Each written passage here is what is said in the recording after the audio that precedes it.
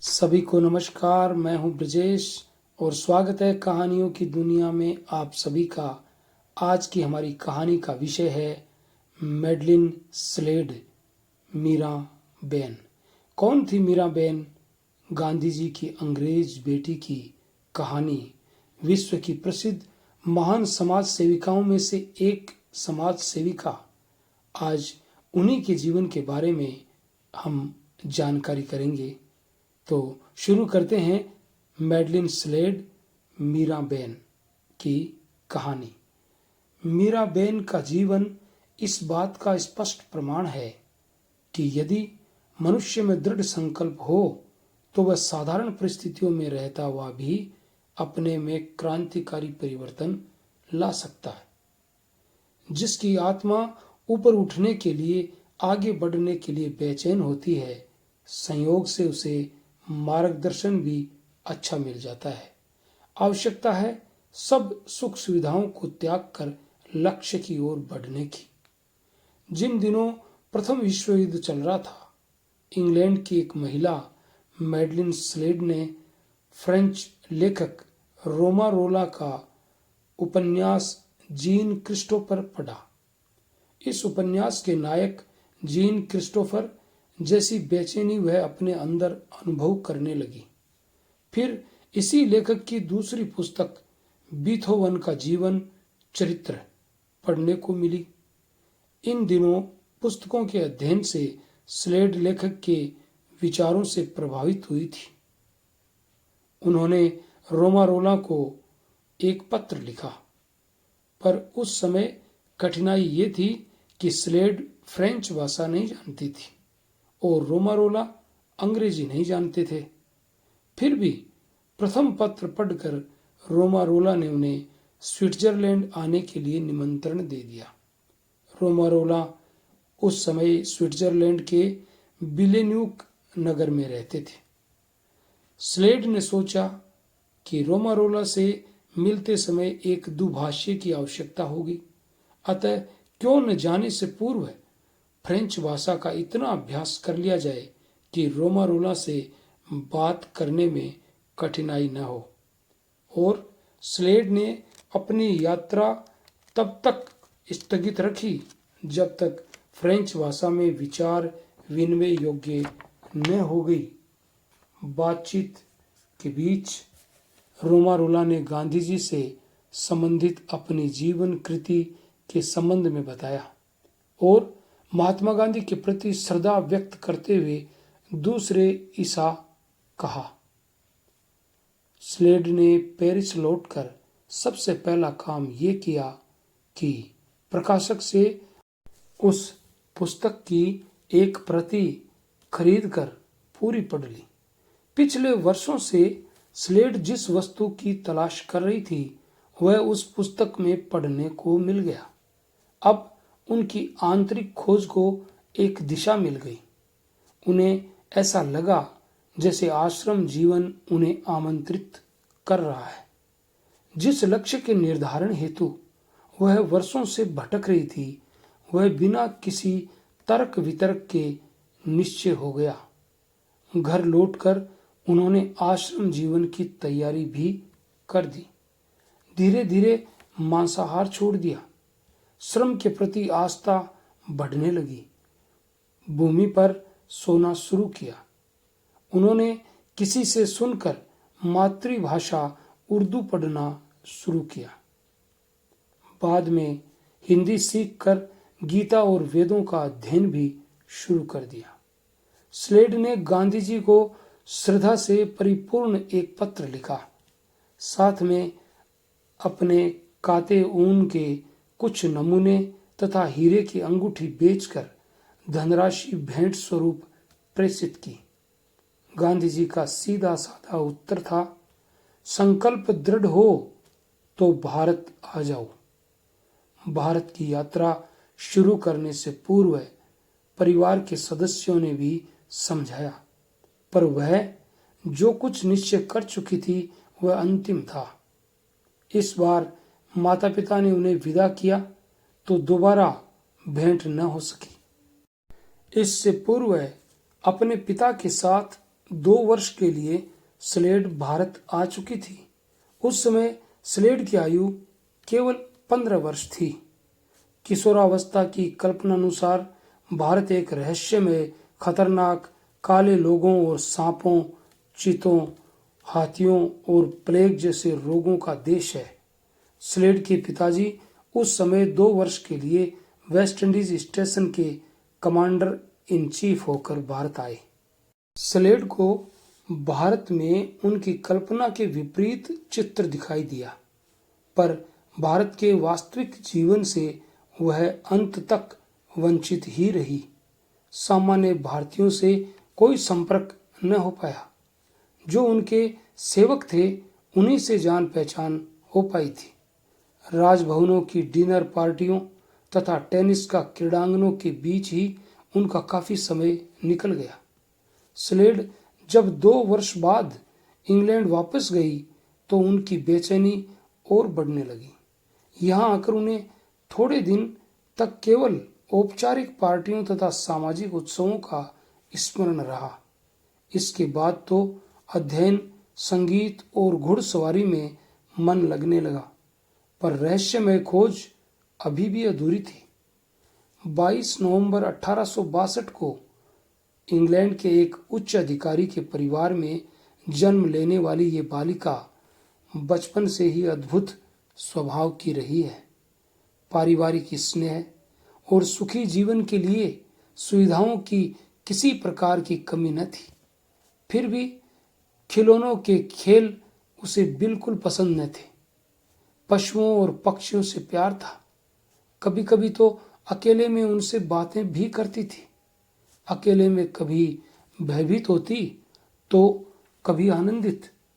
ऊपर से पढ़ाई तथा सामान्य कार्य करते हुए भी अंतर किसी अज्ञात की खोज में ही उलझा रहता था। सामान्य शिक्षा के अतिरिक्त चित्रकला, वास्तुकला और मूर्तिकला का भी काफी ज्ञान था। स्लेड को अपनी मानसिक खोज के कारण ही भारत की तीर्थ यात्रा करनी पड़ी। भारत आकर स्लेड इलाहाबाद पहुंची। गांधी जी उन दिनों वहीं थे। सामने पहुंचकर घुटनों तक झुककर स्लेड ने प्रणाम किया। गांधी जी ने अपने हाथ से उठाते हुए कहा, आज से तुम मेरी पुत्री हुई। फिर क्या था, पिता ने अपनी पुत्री का मीरा नामकरण किया। गांधी जी ने मीरा को सबसे पहले आश्रम में शौचालय की सफाई का काम दिया। मीरा को इस कार्य पर संतोष हुआ। उन्होंने सोचा कि आखिर मुझे किसी कार्य के योग्य तो समझा गया। सहस्त्रों मील की यात्रा पूर्ण करके आने वाली गांधी जी के प्रथम आदेश से विचलित न हुई। उन्होंने कर्म को पूजा पहले ही माना था और 1 वर्ष जीवन का अभ्यास इंग्लैंड में किया था। जलवायु अनुकूलन न थी, दिनचर्या भी अजीब ढंग की, जिसकी आशा शायद मीरा को कभी न रही होगी। नित्य कपास छांटना तथा हिंदी पढ़ने व प्रार्थना करने का अभ्यास करती। अपने बाल कटवा दिए और खादी की साड़ी पहनकर आश्रम में ही आजन्म अविवाहित रहने का संकल्प कर लिया। गांधी जी की सहृदयता तथा आश्रम निवासियों की सहयोग वृत्ति से मीरा को वहां के वातावरण में घुला दिया। महात्मा गांधी की विचारधारा के प्रति जो श्रद्धा थी, उसके सम्मुख कोई भी आकर्षण न ठहर सका। अब तो मीरा सारी इच्छाओं का दमन कर सेवा को ही प्रमुख व्रत मानने लगी थी। मीरा गांधी जी के निकट संपर्क में रहती थी, अतः उनकी प्रत्येक आवश्यकता का पूरा ध्यान रखती थी। आश्रम में कई बार अस्वस्थ होने पर मीरा अपने आत्मबल से ठीक हो गई। स्वतंत्रता संग्राम के आंदोलनों में गांधी जी के साथ मीरा बेन भी जाती थी। उस समय ऐसा लगता मानो किसी गुरु के सहस्त्रों शिष्य मार्गदर्शन के लिए आतुर खड़े हैं। वह न कभी थकी न अपने लक्ष्य से विचलित हुई। गोलमेज परिषद में इंग्लैंड जाने पर उन्हें अवश्य अपने स्वच्छंद जीवन की याद आई और उन दिनों की तुलना भारत के अनुशासित जीवन से की, पर निराशा जैसी कोई बात न थी। हाँ, विचलित होने की यही परिस्थितियां थी, पर उसमें भी उन्होंने अपने को संभाल लिया। यहाँ आकर रोमारोला से भी वह न मिल सकी जिन्होंने जीवन की दिशा प्रदान की थी। परिषद के अन्य सदस्य रोमारोला से मिलने गए थे। स्वतंत्रता संग्राम में भाग लेने के कारण 2 बार कारावास का दंड भोगना पड़ा। दूसरी बार तो उन्होंने जेल में रहकर रामायण, महाभारत और उपनिषदों का अध्ययन किया। गांधी जी की विचारधाराओं को फैलाने तथा उनकी विचारधारा के प्रति भ्रांति निवारण हेतु उन्होंने इंग्लैंड तथा अमेरिका का दौरा किया। स्थान स्थान पर व्याख्यान मालाएं आयोजित की गई। वे अपार जन समूह के बीच गांधी जी के राम राज्य तथा अहिंसक विचारधारा पर प्रकाश डालती। जनता उनसे प्रभावित होती थी।